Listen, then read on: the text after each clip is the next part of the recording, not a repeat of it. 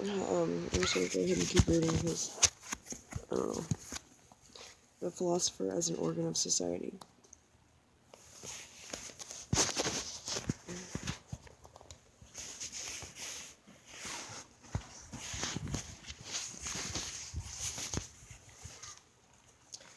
Number 3, page 47. When, like Spinoza or Kant, the philosopher withdraws from the world of objects, all his powers of living, acting, and fighting to turn them altogether into spiritual seeing and intellectual grasping, his immense sacrifice is not in vain in the economy of human existence.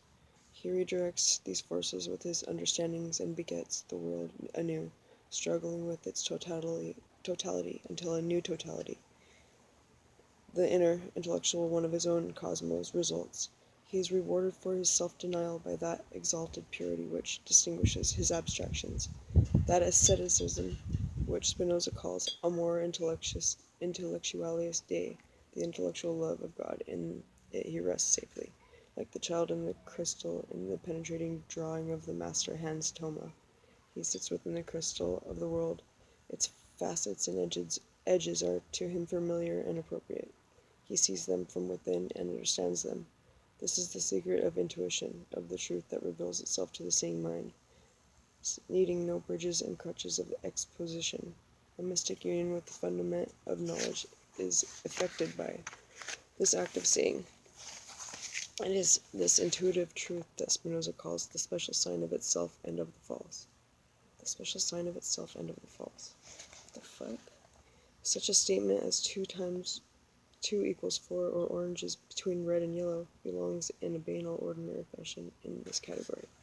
No doubt we are convinced that hundreds of centuries fumbling, guessing, and striving during the ages of our prehistory, when man had not yet arrived even at guessing or associate during the ages of or guessing or association of ideas, but were necessary to prepare for such ignition of ideas. But for the man of today, they need no more proofs. To him they are matters of course, patent, indisputable, and on such axioms and intuitions Spinoza founds his structure of thought. Apart from these, man possesses 2 further kinds of knowledge. One of little value, the untested communication of ordinary life; one more valuable, adequate to its objects, reasonable judgment. Though the compulsion toward systems may seem to us today a sign of finished epochs, the fact that such systems exist is one of mankind's greatest possessions. During those epochs, the sum of perceptions accessible to man was thought to have been reached. Today we know that precisely with Spinoza's time there began a new era in the investigation of nature, in observation of the universe, and knowledge of humankind, which has since expressed itself in that multiplicity of new disciplines, that wealth of sciences whose stupendous body of material has divided, split, riven asunder, and confused human knowledge. This, of course, is not to say anything against these disciplines, which pour forth a veritable intoxication of knowledge, insight, and technological improvement of life, but the task they set us in is precisely the ceaseless admonition to unify and simplify, which arises with the great philosophers, their systems and architectonic structures. That man must have some support in the face of the wealth of existence, and that he must give to himself by force of his own thought, no extra mundane god, no transcendental force, no occult system, neither astrology nor spiritism. This is the function performed by the constructive philosopher within society. Mightily he reminds man of the power of intellect. Such a teacher as Spinoza cries out to every epoch: use your intellect, sharpen it, trust it, learn to use it, and be guided by it alone. It is the dictator that will advance the world. It is the creative process with whose help you can oppose to the chaos that troubles you the powers of enlightenment, contentment, and formation. It will give you its insight into the orderliness of the cosmos, into the inviolable, self-dependent, self-sufficient necessity of all being and happening. It overcomes even death, in that a well-thought-out thesis may probably outlive world empires, and stamp the most transitory of epochs with eternal significance. In the end, the system of Spinoza may be paraphrased as follows: one of the most sparkling filigree webs in which our urge for insight has ever tried to encompass the world, God or nature, in its original cause of all being and of itself, among its indefinitely numerous qualities or attributes, are thought and extent, so that nothing intellectual is possible without extent, nothing extensive without intellectuality. Since the nature of God is unchangeable and perfect, the perfection means not only ethical, but mathematical perfection.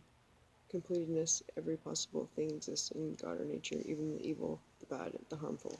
And since it is present from the beginning, there can be nothing surprising, but only things determined from the outset.